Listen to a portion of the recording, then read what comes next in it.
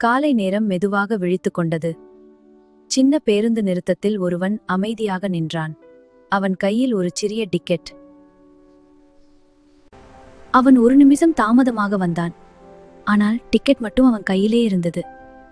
எங்கே போக வேண்டும் என்று தெரியாமல் நடந்தான். சில நேரம் கழித்து இன்னொருவர் அவன் பக்கத்தில் வந்தார். சொல்லாமல் இருவரும் ஒன்றாக நடந்தார்கள். சூடான நீராவி மெதுவாக உயர்ந்தது. அவர்கள் அமைதியாக அமர்ந்து தேநீர் குடித்தார்கள். ஒரு வயதான கடைக்காரருக்கு உதவினர். சிறிய வேலைகள், மெதுவான அசைவுகள், ஆனால் அந்த நிமிடம் நிறைவாக இருந்தது. சூரியன் மெதுவாக சூடாகியது. அவர்கள் நீண்ட நிழல்களில் நடந்தார்கள். அவசரம் எதுவும் இல்லை. பெரிய மரநிழலில் அவர்கள் அமர்ந்தார்கள்.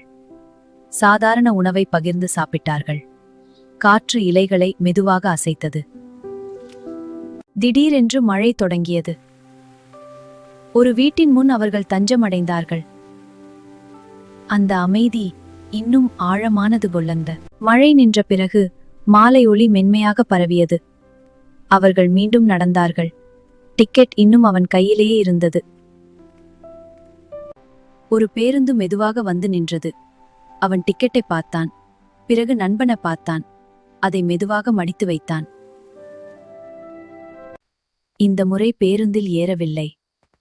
இருவரும் வேறொரு பாதையை தேர்ந்தெடுத்தார்கள். அந்த பாதை அமைதியாக இரவாக மாறியது.